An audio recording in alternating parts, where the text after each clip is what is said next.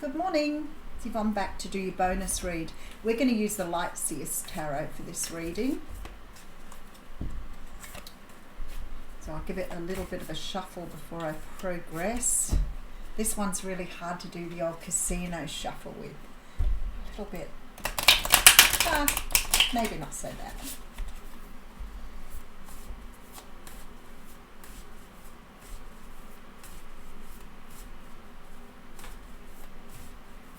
All right.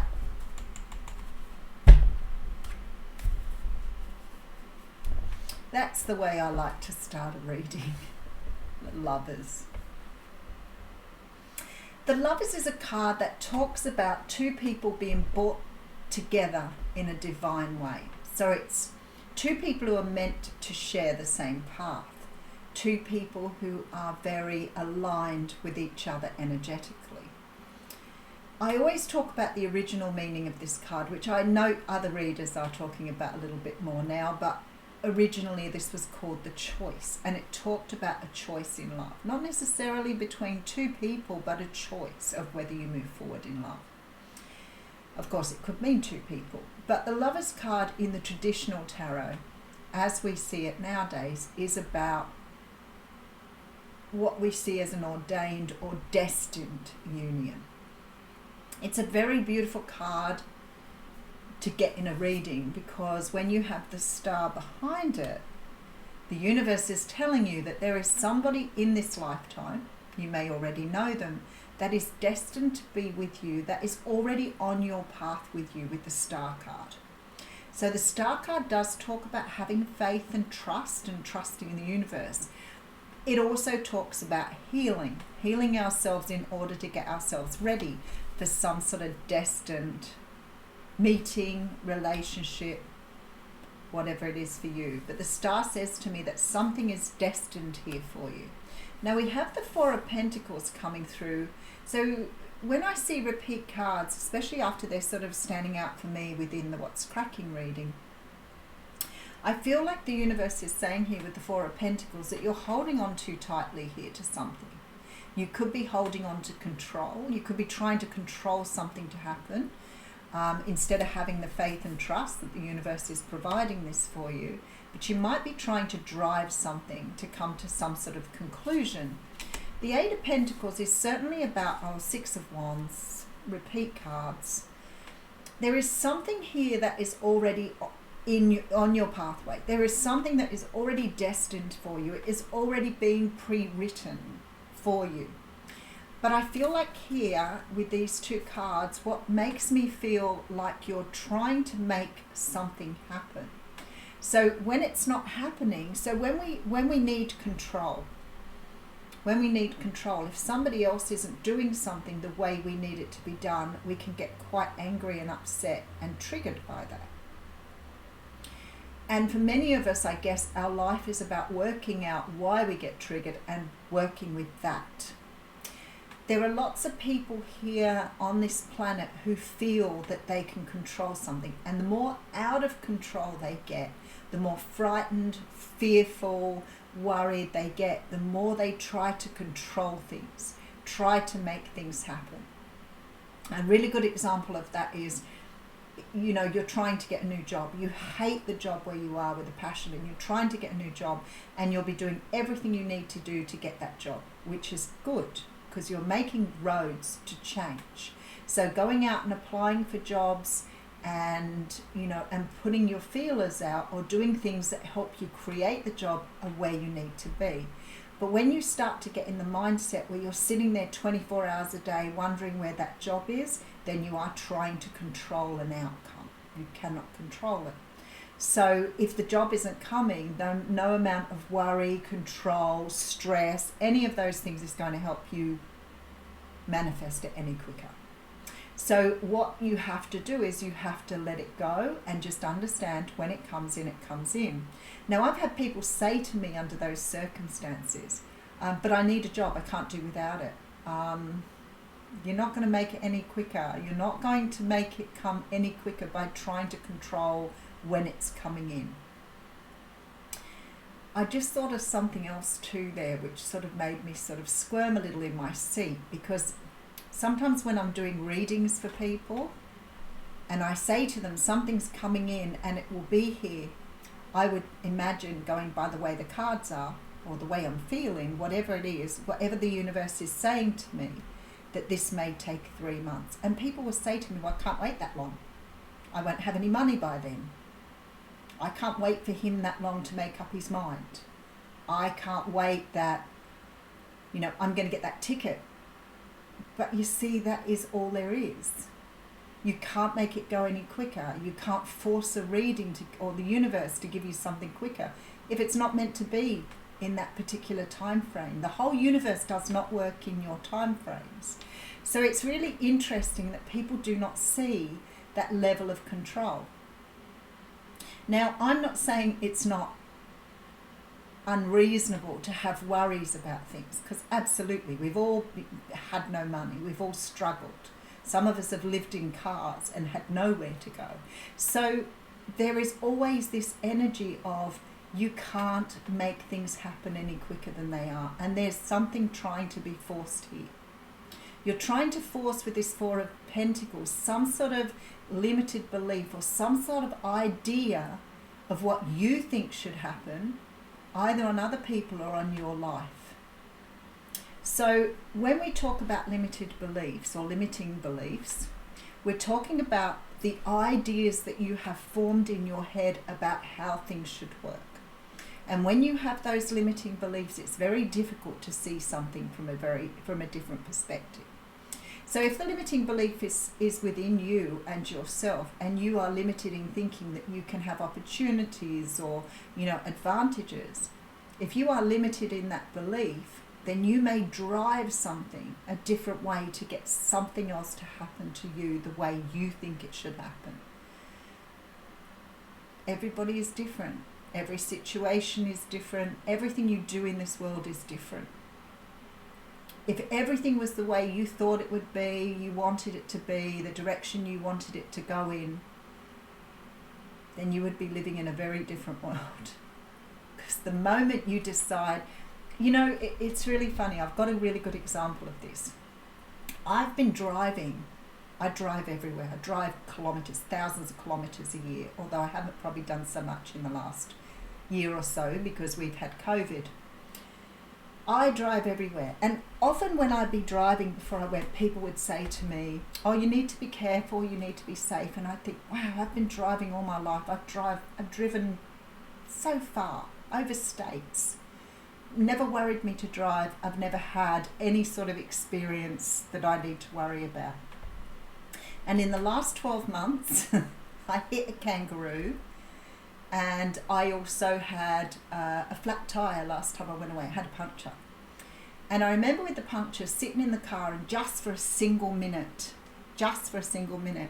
thinking, what do I do now? I've got this tyre flat. I'm stuck out in the middle of nowhere, wouldn't know where I was. Trucks streaming past me. The same as the kangaroo, middle of the night, radiator. The kangaroo broke my radiator. Middle of the night, middle of nowhere.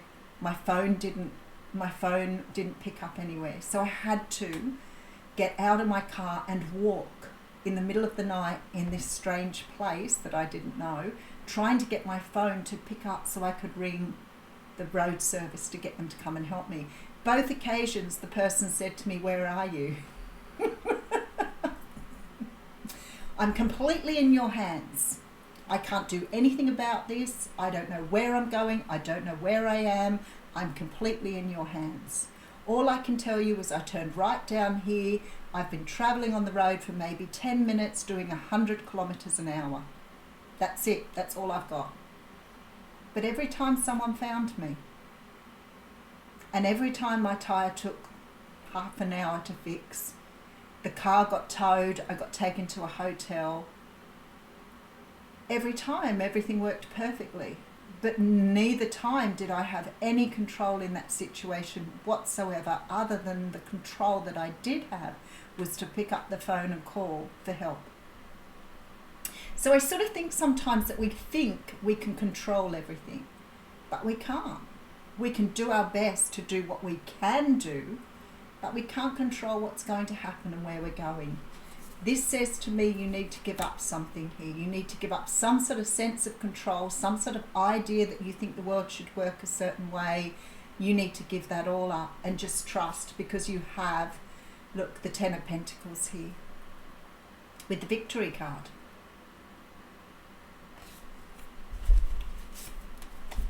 So it's quite interesting why we hold on to control. And that dates right back to our childhood. And there's probably when you're feeling out of control, or you feel fear, things aren't coming your way, or you're scared you're not getting what you want, or you are freaking out because you want something so badly that you go into a state of control. And we see it so much in our civilization at the moment. People want to control. And if they can't control, they will try to control others to control. So it's very interesting. All right, let's have a look where we're going. Six of Cups coming through here. The Six of Cups is a card that talks about nostalgia. It talks about childhood. It talks about remembering your childhood. And I've just been talking about the fact that you've probably been doing this very thing since you were a child. What does a child do when they can't have control? I'm in a shopping centre and I want chocolates, and I say to my mum, I want chocolates, and my mother says no. What do I do to assert my sense of control? I chuck a tantrum. Sometimes that might get me what I want. I've seen parents buckle in and just give their child something. I'm like, well, that's the time when you don't give in to it. Your child needs to understand they cannot control everything. They need to understand there are boundaries. They need to understand not everything they want is going to be available to them.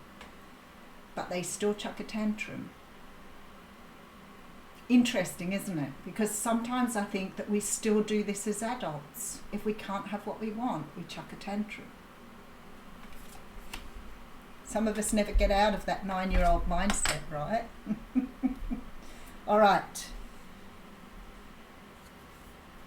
9 of Wands coming through. 7 of Swords, same cards as the What's Cracking with the 10 of Wands. I like this more though because you've got a closure here. But the 7 of Swords, 9 of Wands, this is that energy again of repeating a pattern of self-sabotage. You know, it's really interesting because we all, and I certainly do, when I do the readings, things come through to me from the readings. I might not remember the whole reading, but there'll always be something that I take away.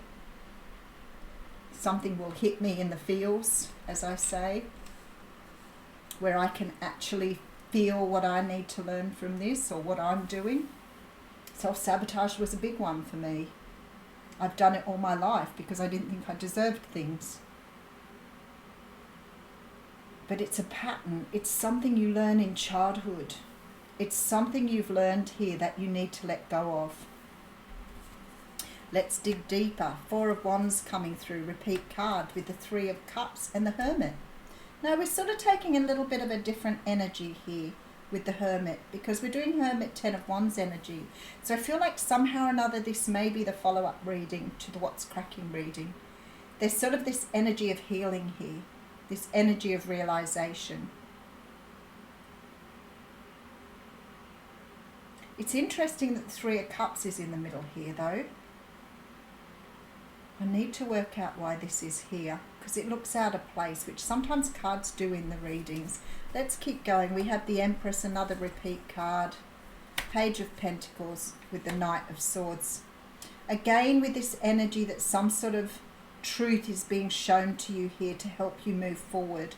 Something that you've been doing a certain way that really is no longer serving you. Because it's affecting your stability here. But you're not seeing this. You're not seeing how it's affecting your stability. But here I see the Hermit with the 10 of Wands, and I feel like something here is being shown to you, or the Hermit's seeing something. You may be doing some deep internal stuff here with the Hermit, but you're showing yourself something here that's enabling you to complete a cycle. And this 7 of Swords person is running straight to this 10 of Wands. So it's like, this is like a tower moment here. It's like this epiphany moment where you are seeing here how to go from the 9 to the 10, And that's the Ace of Wands. So there's something being shown to you here that is moving you forward. There is something coming in from the universe to help you move into this Empress energy. This realization that what you've been doing is not serving you and it needs to change if you want to be able to find yourself in a more stable position and be able to create what you want here. Let's just have a look, because I want to put some more cards on this. I feel like for some of you, maybe it's about love. Again, it's coming through that it may be something that is written for you, but something that you are holding back that is not giving you the victory and new start that you want here. The Ten of Pentacles is here. So something here is telling me that you have an opportunity to create something incredibly beautiful, but you're holding yourself back here. I wonder with this Three of Cups, because for me it's always a card of a third party relationship. Perhaps some of you are trapped in a situation where the person you want is in another situation here. Why do you have a limiting belief about that though? Maybe you think you can't have what you want. The Hierophant, yeah, I wonder. There's the Tower. I knew that was coming. Five of Pentacles, because you're coming from a lack mentality again. Okay, Five of Pentacles, Five of Swords, Two of Pentacles. You have a choice here.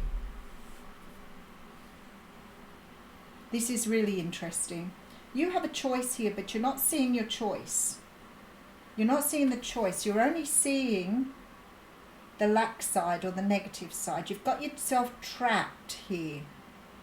You've got yourself trapped in an energy of not believing you can have something, or self-sabotaging yourself. Why have you got yourself in that mentality?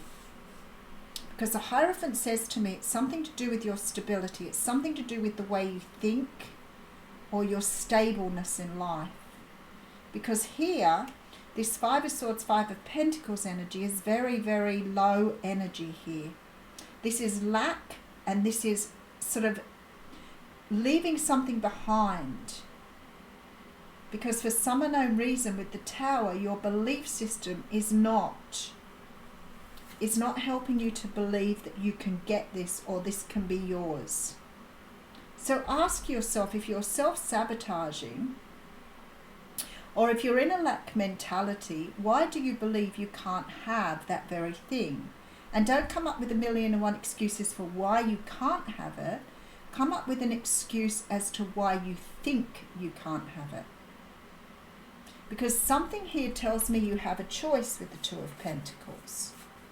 You have some sort of choice that you need to make here.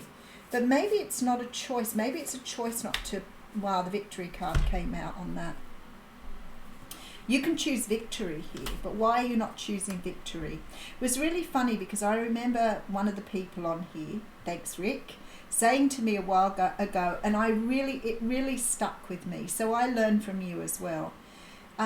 He said something about, when people say, if you say something to somebody and they come up with a negative response and you say to them, about the response they've come up with, they say that they're being realistic.